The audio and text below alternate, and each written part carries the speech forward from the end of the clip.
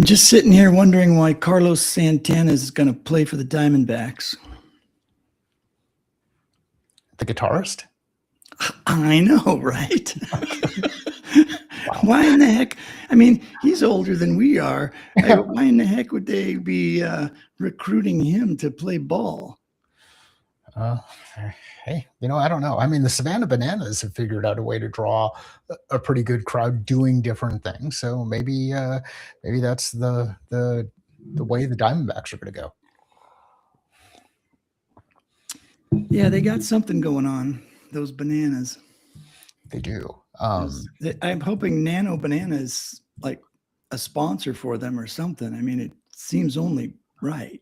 It seems like it would be a good fit. I had to go buy a new set of. I don't know that I had to, but I was getting frustrated with my audio. I was getting a popping noise whenever I go back in and edit the audio, and I don't know where the pop was coming from. It was intermittent, and so meaning it just would happen every once in a while. And so anyway, I picked up some new microphones last night, so we're going to see how well those work. So if anybody notices weird audio on my side, let me know, Craig, and thank you. If anybody, Craig, would can anybody in the audience, Craig, help us out on the audio and tell us if anything's wrong, Craig? And I say it because I appreciate Craig. Like it is, everybody needs a friend like Craig, and I'm very happy to have a friend like Craig. And good morning, Wendy. Hey, Wendy. Look at that. Craig is in I can see Craig both of them this morning. Look at that. All right, what do we got? Why don't we just jump right into the news instead of warming up today? Well, okay then. Let's do that. Good morning, practitioners of the pedagogical arts. It is Wednesday, February 4th, 2026. And the executive producer says hi. He also says I'm being paranoid. I anticipate that was a shot fired at me. So thanks. I talk about how nice it is to have a friend like you, and then you go and you attack me right out of the gate. Thank you. That Gemini.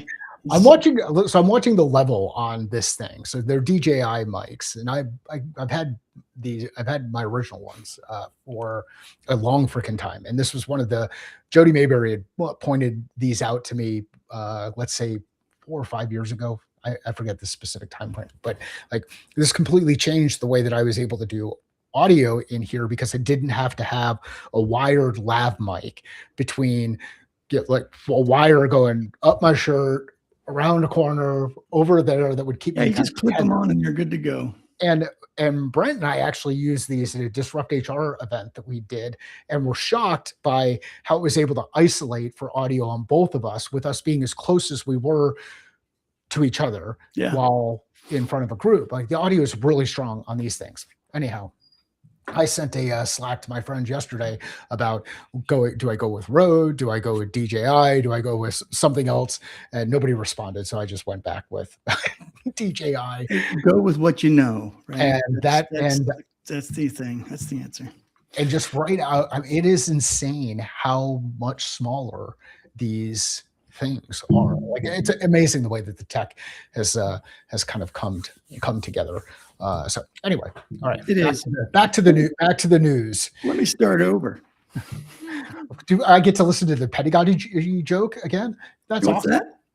I get to listen to the pedagogy joke again? Yes, you do. Good morning, practitioners of the pedagogical arts. It's Wednesday, February 4th. And the actual script is, and I'm your producer turned host. That's Gemini trying to take our jobs. Here to help you navigate the corporate jungle where the coffee is cold, but the AI agents are apparently piping hot. Let's get to the news that's making your instructional designer cry into the morning matcha. Our top story, a bombshell report released yesterday from People Managing People reveals that 78% of workers expect AI agents to be their new coworkers by the end of the year.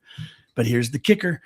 Only 36% of those workers have actually been trained on how to use them. We are officially in AI limbo, folks. It's that magical place where leadership buys the software, IT installs the software, and L&D is left standing there like a confused parent holding an IKEA manual in Swedish. What I can't wait to see is when someone comes out and they're putting out like a job description or an RFP or RFQ or any of these kind of things where they're trying to get something out into the marketplace and saying, we need help with this thing. And someone asks for 5 years of experience with Gemini.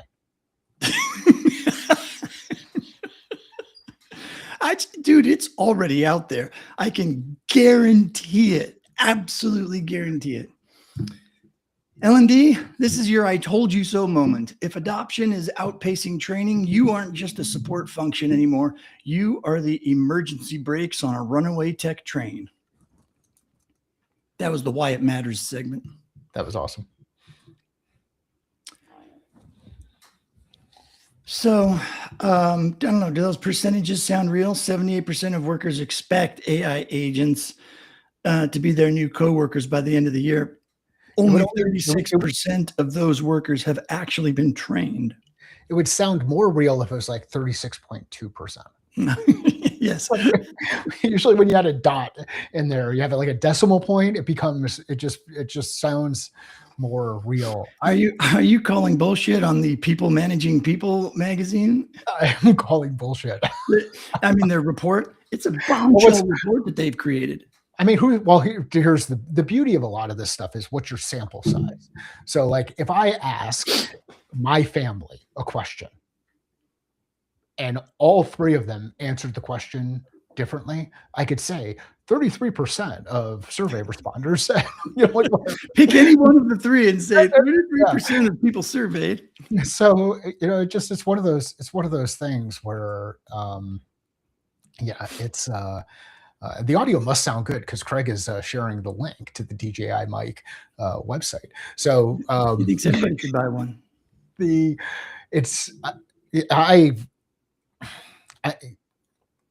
Your mileage may vary. It's past success is not indicative of future results. All of that other bullshit that's out there. Be careful about how you use numbers to reinforce a given perspective or drive your agenda forward. Know what are you trying to solve for, and then go out there and test the thing that you're going to put in place to solve for. And if it works, keep doing it. If it doesn't, stop. I feel like a broken record with this, but it aligns with the whole shout at clouds thing. Yeah, the numbers are great for marketing and propaganda. So, Well, and they look good. They look good when you send an email. 36% of people are not getting this. We need to invest more in training. And in order to do it, let's get us a seat at the table. And then they're going to give those numbers to the CEO. 36% of our people aren't trained on that new AI thing that you purchased and spent millions of dollars on. It's going to cost you another $1 million to train them all because we have a really fancy new LMS we need to purchase, and we need to hire a giant new team. And then the executives say, they'll figure it out. Yeah. Well, and there's a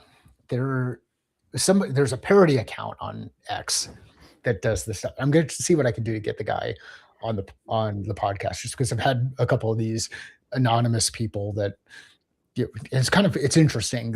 This whole burner account thing that's happening in that platform, and it's starting to actually happen inside LinkedIn too. But anyway, they were going through the whole thing about like, I'm a COO. I made this investment.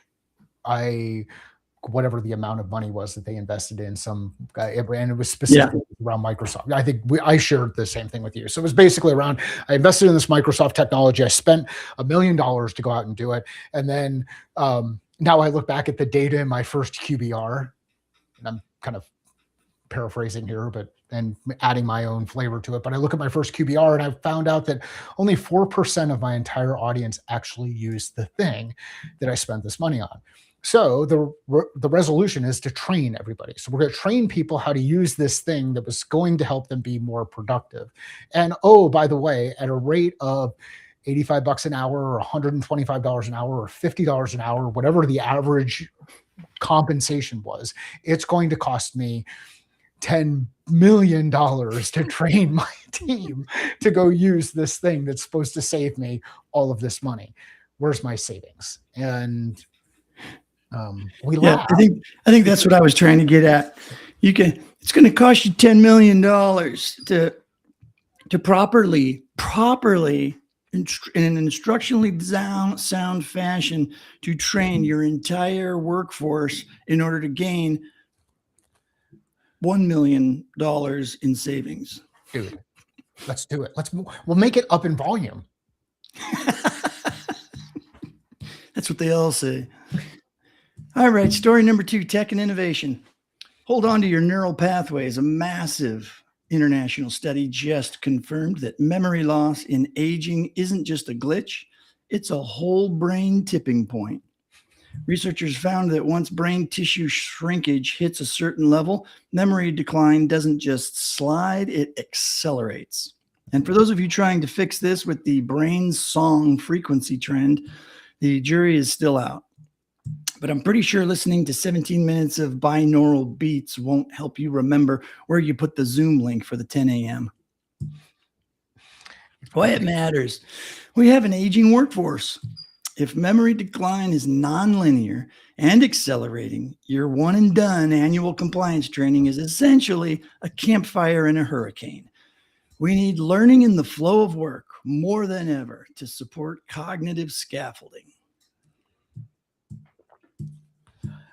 I love that learning in the flow of work continues to get highlighted. And I'm sure Mosier and Conrad and who would be really happy to hear this today from your. So who are the guys that would be happy? Bob Mosier and Conrad Gottfredson. Yeah. So like learning in the flow of work, and why is learning in the flow of work important? Because you're learning while you're working. Could whistle while we work. Yeah, but no, all right. So I'll just jump to it. But if performance improvement is the objective, where better to perform? Hello. I mean, come on. I mean, Captain Obvious here. I'm going to help you. Just again, Arizona State University education. If we're learning in the flow of work, and if our objective is to perform, we're better to learn. Because if we don't apply the things that we're taking in, then we're going to lose them. Because there's just so many different things that are coming at us. And I avoided making a shrinkage joke about cold climates, but there I am. I was, Jim and I didn't go there, but we did, or I did. You're welcome, people. That's why we live in Arizona. Yeah, one of the many reasons. All right, so well, that was our tech and innovation. Maybe we should have a science section, because that's 2 times it's pulled from Science Daily. So, yeah, interesting. It doesn't actually give an age, though. It doesn't actually say at what age. It just says as you age. I wonder if our and how do you listen to the brain song frequency trend or binaural beats? I wondered, given the speed at which our attention span is deteriorating, are we aging faster? Like, think of Inception. Did you ever see Inception? No. I think we talked about this. You haven't seen Inception. Okay, so they're on one planet, and on one planet, and I forget what planet it is. If somebody will come and correct me, or we'll add it in there. But if you know, anyway, they are on a planet, and when they're on this planet, 1 second on the planet is a year back on the spaceship that they were on. Okay, so just the time is relative, right? Yeah. So since we're shrinking our attention span, maybe we're actually aging faster. I don't know. Back to the news. Yeah, you're getting way over my head. Oh, you know what I don't have open, and this has nothing to do with the news, but I don't have the Slack open. Please hold for station identification.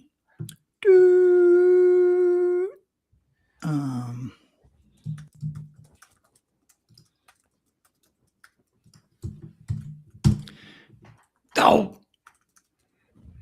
I thought it would paste doesn't paste the link. Copy link address. See, I've got brain shrinkage already this morning. Yep. There. Okay. You know, for those of you that are in the Slack, you get the link. If you're just watching on YouTube, reach out to Mike or Craig or Wendy about how fun it is to be in the Slack channel. Yeah, and you get the little extra banter in there. Get a little extra banter.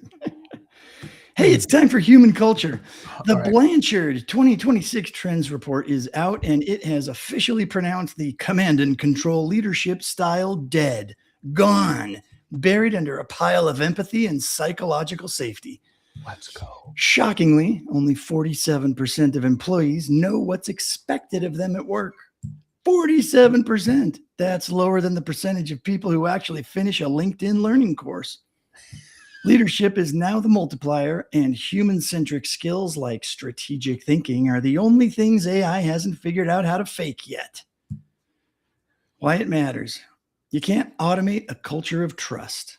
L&D professionals need to pivot from content curators to culture architects. If your leaders are still acting like 1980s drill sergeants, your AI tools won't have your retention rates. If you didn't like the idea of being an engineer yesterday, today you can be an architect. Yeah, didn't we just talk about this? Well, we talked about the engineers yesterday. Now we're moving into the architects. Well, you know, which would you rather be? Do you want to be the engineer or do you want to be the architect? I mean, maybe that is just a darn good question. What would you rather be?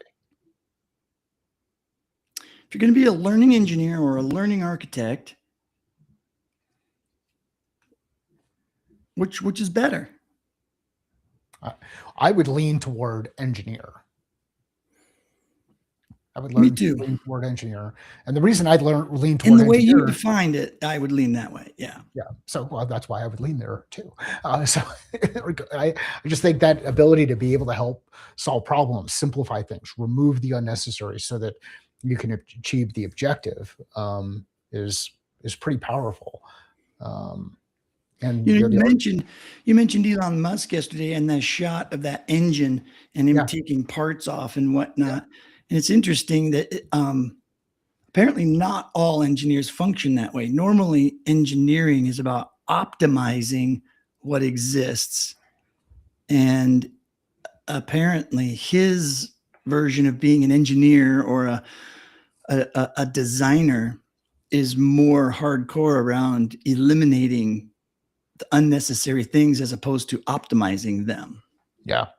And I saw that on it's an old X post of an interview he did, but it resurfaced yesterday. And so it's quite the coincidence that we had just talked about that. So, well, I mean, you can over-engineer certain things, like create one of the ones that are fun. What is it? Ruth Goldberg? Yes, Bill, I believe it's Rube Goldberg or Rube Goldberg. Okay, so Rube Goldberg. Something like that. But I know it's not Ruth. It's not Ruth. Okay, baby Ruth.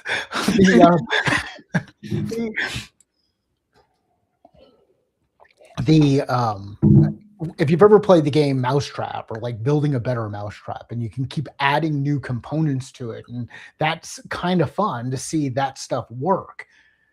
Sometimes you just need to push the button. And if you want to see a really good example of these kind of machines, just watch the beginning of Back to the Future. You're in Doc Brown's house and we go through the process of feeding Einstein and how all of those components you see, these machines come together. Reality is sometimes there's a simpler way to do it, but it's not as cool when you get to see it all kind of work together. Now, on the other side, sometimes it doesn't need to be cool. It just needs to work. And a lot of that is kind of this change. I think, is it, who's the CEO of NVIDIA? Jensen, is it Jensen? I'm going to be way off on names today. Anyway, CEO of NVIDIA has a video out there around, okay, what does the future software engineer look like? What does a software engineer do? And he kind of created a lot of noise out there. Whether this is a real video or some AI created one, I don't know, but I thought it was interesting. It was around software engineers not coding in the future. Like reducing the amount of coding that is being done by the software engineer, as the engineer is out there working to solve problems. And by having other things go out and do the coding, they can go in there and they can solve more interesting problems. This is where you get into like jobs to be done. What's the job to be done of an architect versus the job to be done of an engineer versus the job to be done of a designer versus the job to be done of someone in quality control. And yep, Brent, you are correct. It is Rube Goldberg, not Ruth. There you have it. And Wendy mentions she's a mix of all. She's an engineer, architect, governance, builder to make sure it all works right across the ecosystem, and a fixer troubleshooter. And I believe in L&D, that's the way it's kind of always been. You kind of have to be everything these days. I guess you didn't have to. And I guess it depends on how big your organization is. If you've got if you're working for a Fortune 100, there's probably a huge team. If you're, working for anything much smaller than that, you're wearing many hats. I'm certain of it. Well, and as you have experience, then you get to the point where you can start MacGyvering shit together, right? What's that? You get to MacGyver stuff together. Oh yeah, remember MacGyver, right? Oh yeah. So sometimes all you need is a paper clip, a little piece of gum, and a couple of tacks and duct tape, and you can make it work. If, however, you are classically trained from one of those higher institutes of higher learning, and everything has to be absolutely practically perfect in order to be able to get out of the escape room that you're working on, you might be fucked.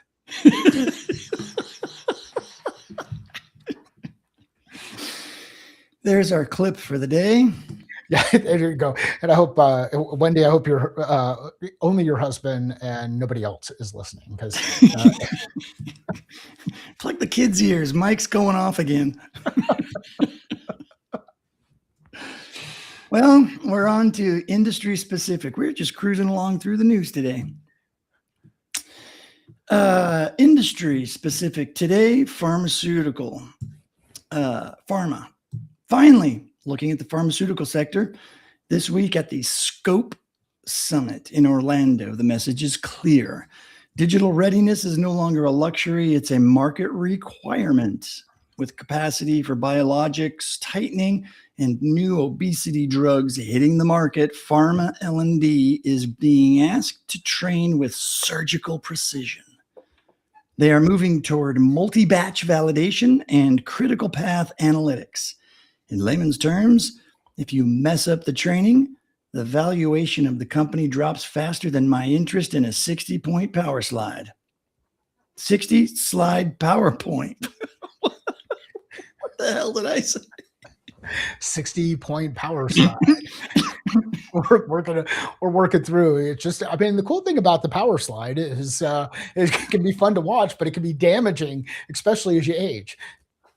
Why it matters. High stakes industries like pharma are the canary in the coal mine for L&D technology. If they are using AI for early de-risking of training bottlenecks, the rest of us will be doing it by 2027. Holy heck. I'm experiencing the brain issues of story 3 or story 2, whichever one talked about that. Brain shrinkage. It's cold. It is cold. Yeah. I do need more coffee. Thank All you, right. Wendy. What got lost on the cutting room floor? Yeah, it might be better to have the cutting room floor because didn't we do pharma yesterday too in the industry segment? Yeah. What did we do yesterday? I mean, I could look, but I don't want to. I don't know. Yeah. Well, and one of the things we could do is we could just go into Gemini, or we can go into Ask YouTube and say, what was the pharma story, and recap the whole thing. That capability is changing how I'm thinking about content creation. And maybe we get into that a little bit of, depending on what a lot of it depends too on how it's not just it's are people using it. I think most people aren't yet. I think it's I mean, shoot, I'll say it again. It took people forever to figure out they could rewind the video to listen again.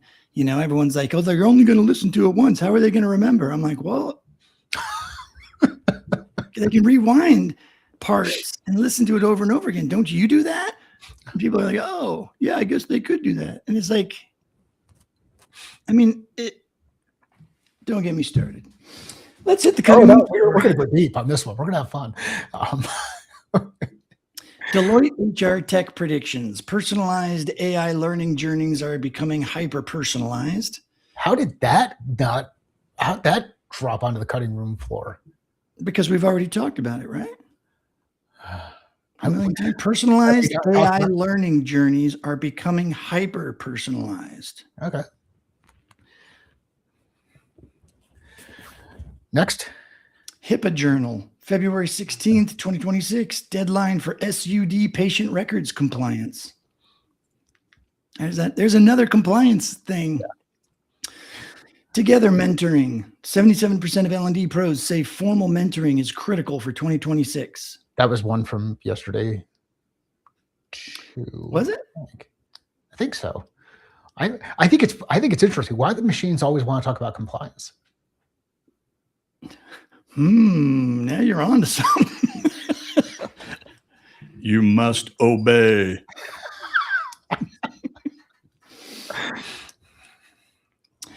Deloitte Manufacturing, 80% of execs investing 20% of budgets into smart manufacturing. We could talk about that. I still have an extreme interest in the whole industry 4.0 and the whole advanced. I don't think manufacturing has reached the level of optimization that it could. I still see lots of available opportunities. Let's just put it that way. I like Craig's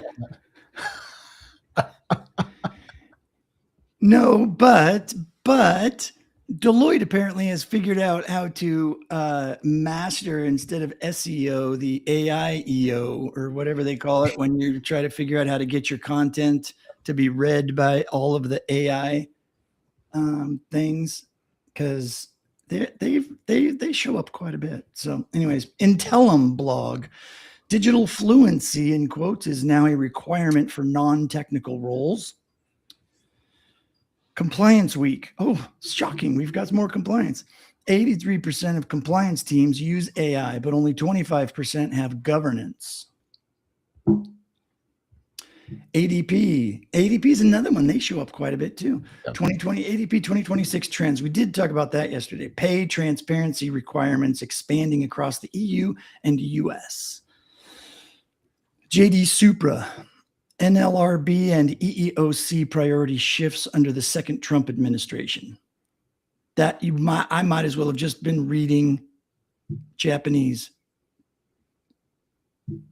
Did you understand any of that? No, I'm watching some of the chat stuff. Like the news is boring today, and I'm distracted. So I think you're just experiencing shrinkage. I am absolutely experiencing shrinkage. So let's talk about that industry for or 4.0, what's got you excited about it? Like what's the thing about it where you're like, hey, this is something I really want to go a little bit deeper into? What? So let's see. I think what originally got me started on it was, hey, Toddy. Um, we should send Toddy an invite to the Slack. Sorry, as an aside. Yeah. Hey, Toddy. Um, so a couple of things got me going there. So simulations, and I believe manufacturing is the best place for us to apply virtual 3D simulations, and the ROI is the biggest there, and yet not that many manufacturing companies are doing it, are taking advantage of it. So that was the first thing from a learning perspective, but then from a security perspective, I saw that as a big opportunity again when most IT departments were handling security for the white collar workers, and not all of the new tech being installed and added to all of the new automated machines and all the computers that were running all of the machines. Mm-hmm. Companies are relying on those third-party vendors that sold them that multi-million-dollar line of machines, and just put it in the contracts, and you guys keep us safe and keep us secure and whatnot. And when I was way deep into that whole cybersecurity stuff, people were falling short like crazy, and an easy entry point for hackers was through really, really weak download installs, easy hacks, bad passwords, all that kind of stuff. Get into the equipment, automation, and then that gets you into the rest of the business. It was much easier to get into that stuff than it was all of the new hardened systems. So that became a thing. But then I realized I had just assumed that all of that I just said was bullshit. That of course manufacturing was automated, right? We've been seeing robots and people losing jobs and whatever, blah blah blah, to cars being made and all that kind of stuff. The part I missed was how many small manufacturing businesses and small companies, and by small I mean 2 or 3 buildings in one state manufacturing a few specific types of things for other industries, right? That whole supply chain. There's small manufacturers of things. They send their parts to bigger manufacturers of things. Those parts get then put into another big thing, and then the big final product gets built based on all the stuff from all those things. The only thing the news covers is the great big manufacturer that builds the one big thing, and you never really hear about all of the other little manufacturers that are still building perfectly precise little metal marbles, and that's all they do. Their whole entire job is to build the most perfectly spherical little marble because it sits in some sort of fancy machine in a multi-million-dollar nuclear sub or something like that, and it's got a critical job. That kind of thing. And it's like, oh, that exists. You do that? That's a business, So anyways, that's been my life for the last few years. Yeah. So you think about it this way. Let's just say that you're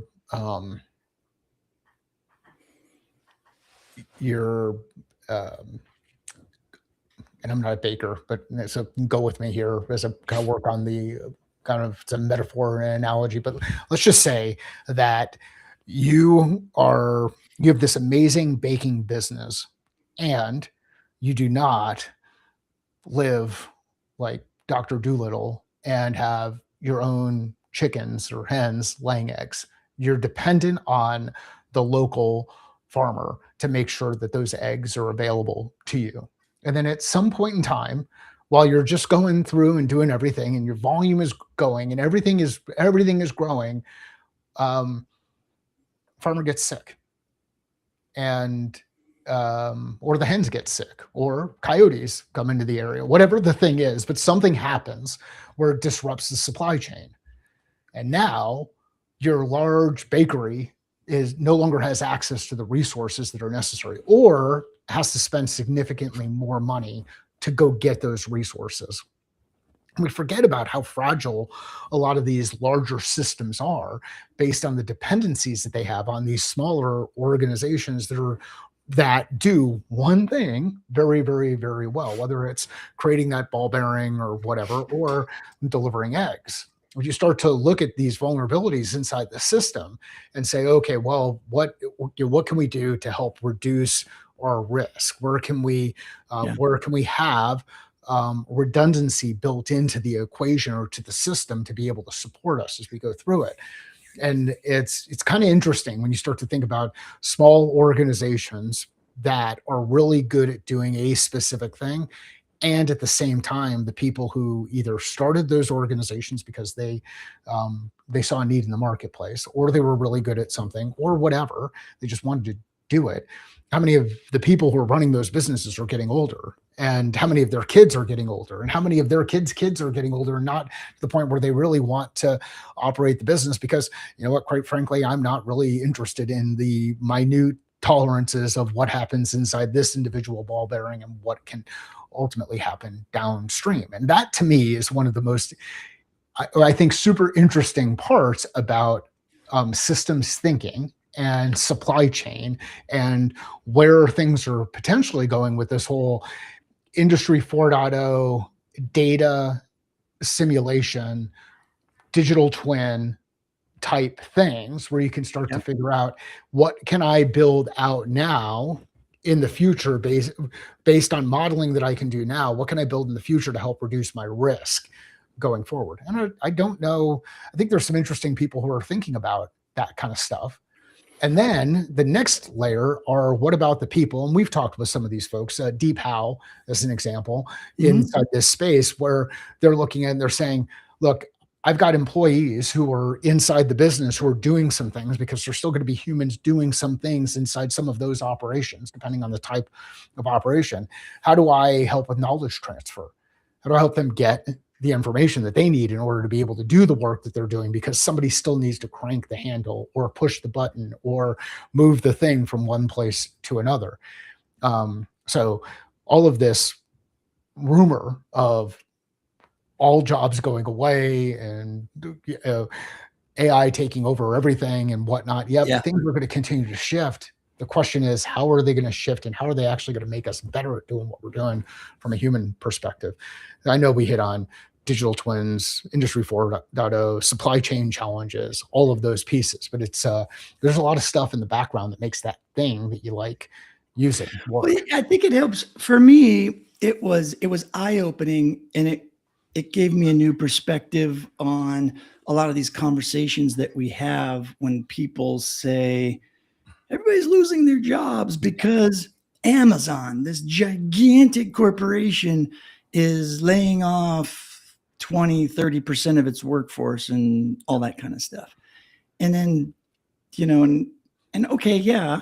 And yes, like all of the stuff that you're seeing is true, but when it's easy to freak out about it and be really negative until you start seeing all of the, I guess it would be upstream stuff. Like you were saying, like the guy that lays the eggs, that has the chickens that lay the eggs, and you deliver it to the person that bakes the cake. And the person that bakes the cakes takes all their cakes to the store that sells the cakes. And, all down the line, downstream, upstream, whatever. There's still so much work that needs to be done in the upstream. I think all we're hearing is the downstream, the final product. Everybody just, we get the news about the really big corporations and the crazy things that are going on, because they are kind of bellwether, I guess, into what's coming and what's happening and how the economy's going and all of that kind of stuff. But from a work to be done and a job perspective and areas that learning can still have influence, it's in those upstream companies that are still doing things manually. They haven't automated their systems. They're still using old equipment, but yet they're profitable and they're still building stuff. It's still a business, a company doing work that needs people to do that work. And as they grow, they might go to that kind of stuff. But those people, so this is where you get into, people either aging out of those companies and retiring or just leaving and going to one of the bigger companies. But all that knowledge goes with them. And then people freak out. And this is where Deep How comes in. It's like, hey, let's capture all of that institutional knowledge or that IP from that individual that knows how to work that machine, build that one ball bearing, and not let it walk out the door. Yeah. So there's go ahead. Toddy, I think Toddy, because I think she's shown up as a LinkedIn user for me, at least on my side, or at least what I'm seeing in the feed. But it's their jobs are, gets into this piece around jobs are not going to disappear if there's an audit involved or the tasks are different and finite in almost every scenario, which describes a lot of work. One of the things that you can do, and I'm just going to turn around to this small little corner, this small little corner of the whiteboard, KPI, key performance indicator. If you know the KPIs that you're responsible for in the business that help indicate whether or not you're performing at the level that's expected, above the level that's expected, or below the level of expected, if you know what those numbers are, and everybody should have at least one KPI. Many of you have many KPIs, unfortunately, and it just confuses the shit. I don't know, actually I dropped an F-bomb earlier, so it confuses the fuck out of everybody, right? So let's simplify. Let's have a single KPI. And from a value creation perspective, how does your performance with that KPI provide value to the next person in the chain? So is your KPI a leading indicator toward some kind of future result? And is your KPI a lagging indicator relative to something that happened before you? And if you know those things, if you know lag, lead, and the one in the middle is converting, now I know I'm blowing everybody's mind. We've got 3 KPIs. You said 1. Well, okay, let's first do the 1. And then once we understand that, then let's look at some of the other ones around us where we connect. If I know the leading indicator, the lagging indicator, and the converting indicator, then I can start to figure out where can I add more value to the equation as we're going through it. And if I'm continuing to contribute value, add value, and value is in the eye of the beholder. It's not you. You don't determine value. The person on the other end does. If you're able to add value, now what ends up happening is you can create space to really grow and do some super interesting things as things move forward. So know what your KPI is, one number. Understand how it impacts leading, lagging, converting others, and then figure out how do you continue to create more value in that part of the equation. And you will be employable or go out and create an opportunity to create your own job anywhere out in the world. It's a manufacturing process for white collar work is basically the way I always have looked at KPIs, because manufacturing has been thinking about that for decades. The office workers never really have until just recently. Within the last 40 years, maybe. It's like, oh yeah, you should know, who's sending you work in order for you to do your work so that you can send your output to the next person that needs it, whatever it is. Right. And so, answer this question. Who do you serve? Who's your customer? Yeah. Who are you, the customer? Who serves you? Like all of those kind of things. Like those are super simple questions you can ask. And to Toddy's point here, I think it depends on whether the KPI is tied to reliably repeatable process. If your process is not repeatable, it is not a process. Well, excuse me, it's not a good process. Like the process should, in all of these instances, we want them to be repeatable. And a lot of times people just go through the day repeating that same process over and over and over again, looking for different results. And they don't go back through and say, hey, maybe what do I need to do to adjust the process? And there's a process for everything. You follow a process when you go pick up those eggs at the grocery store. You grab your keys, unless you leave them in the car. You open the door to the vehicle so that you can get in, unless you ride a motorcycle. But you turn the ignition on, unless you have a button you push to have the ignition go on. But things like there's a process to everything that you go through. Some of those processes are by design, and some of them just happen organically. And if you want to get into really deep detail on this, check out a book that Brent had recommended to me early on, which is The Design of Everyday Things. I'll get off my soapbox. No, it's a good soapbox. I was getting distracted by Craig's new songs that he put into the chat. I'm going to have to listen to those. The one that's in the chat that's really good right now, and Wendy just added it in the Slack channel. And Toddy, we got to get you into the Slack channel so you can see some of the stuff that's happening in the background. The KPI that changes every year. Oh, like as a leader, if the KPIs are changing every year, you do not have a handle on the steering wheel of your organization. That's it. Yeah. So here you go. Quick thing. Remember those little things, Brent, the kids ever have? I remember I had when I was a little kid, like those little paper things where you'd have to like open them up and turn them. And yeah. Kind of get your answer. Yeah. If here's a super simple question. Are my KPIs, the definition, the what, not the actual numbers, but the what, is it the same this year as it was last year? If yes, okay, good. If no, why? If because you didn't achieve the results last year and you realize there's a new KPI that we need to track in order to help demonstrate our ability to achieve results, then maybe good, let's test. But if you're changing your KPIs every year, you've got a problem. If you're changing your KPIs every quarter, you've got a really big problem. If you're changing your KPIs monthly, again, you're fucked. So if you're an organization where they're doing it, well, these are the same people that make up KPIs because they read a book or were told that they need KPIs, or they've just learned about it for the first time. They don't really know why, but they know they need them. So they ask everybody to create them. Go create your KPI.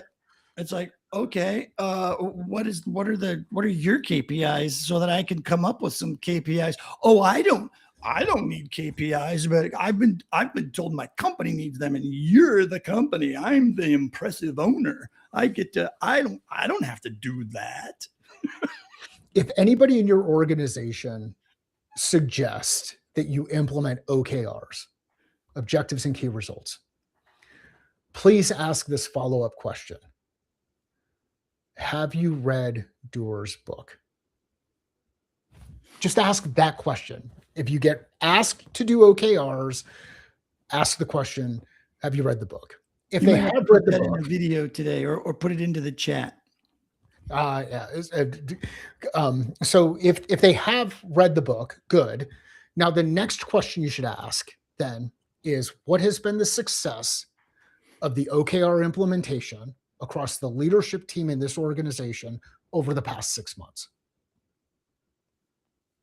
If they can't answer that question, they either didn't read the book, so they just lied to you, they didn't understand the book, or they didn't implement the things that were discussed in the book.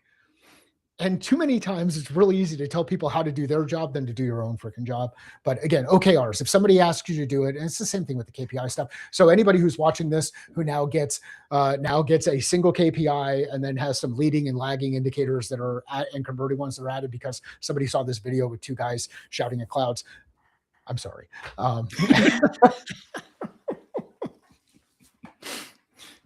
Yeah, so I think to Mike's point and answering Wendy's, she says some of her KPIs are changing because of AI advancements, but that's exactly what Mike's saying, is that there's a reason for it, right? Ask the reason, why are the KPIs, and if there's a legit reason that, why there's a new target or a new thing that needs to be done, then of course there's going to be some KPIs attached to it, because that's how you measure whether or not it's done. I mean, we do it in instructional design, right? Or at least we should. What's our goal? What are we going to measure? How are we going to know that this thing that we just did what we wanted it to do? That's it. The feedback loop, right? Like, what do we expect? What do we anticipate is going to happen? Then did it happen or did it not happen? If it did happen, maybe that's good. Maybe good things are good. Let's see if we can create a trend where it happens over and over again. If it didn't happen, why didn't it happen? Did it happen because we just didn't do the work? Did it happen because we didn't train people properly and they didn't know how to do the work? Is it because the work didn't actually work for us? Like, all of these, if you ask better questions, you will get better answers. If you keep pushing shit upon people, you're gonna get a nice collected pile. There you go. And I anticipate massive success of our AI challenge coming up on the 18th that we're going to do for folks. And I'm not even sure what our measurements are. Do we have KPIs for how we're going to make this thing work? The big KPI number one: do we hit go at 10 o'clock in the morning on the 18th? If yes, then hey, successful. We actually did something we said we were going to do, and we there we go. That's our KPI. Did we hit go live? Did we do it? Did we do it or did we not?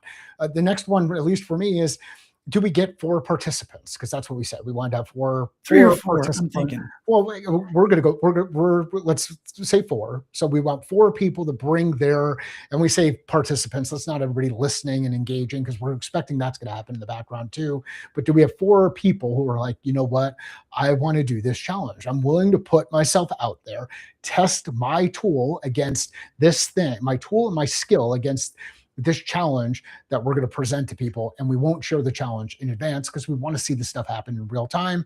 And if we make it to the end of the 90-minute period and nobody dies, it was a success. And the AI doesn't take over the webinar. Like, if the executive producer jumps in and says, "I'll take it from here, you guys are are good. Go get some coffee. We're good." Then we'll know it's been a huge success. No, but here's the critical part. It's all about learning. And so if this is something you're interested in, but you're really concerned that you're not good enough yet, you haven't mastered it the way you want to master it. We're not looking for masters of the tool. Right. We're just looking for people who at least have used one of the platforms: Anthropic, OpenAI, ChatGPT, Gemini, Copilot from Microsoft, whatever, any of the major platforms, and you've engaged in figuring out how to make that one work. And so think about it from what we're trying to do. You've got a representative, a participant that's using each of the different tools. We're going to have a challenge. Everyone's going to work the same challenge, and viewers will get to see firsthand each one of these tools and how it works, the output it makes, and not just that, but they'll be able to see how other people are using the tools to solve problems, and their thought process of, why did they write a prompt this way? What happens? How did they respond when the AI gave back some feedback, or when the AI asked questions? All of those things. And the 4 people that are doing it they're going to share. It's not like you win a brand new, $1 million I don't know, something or other. It's not like that. We call it challenge just because you're not going to know what you need to do. So you are going to be challenged to build something.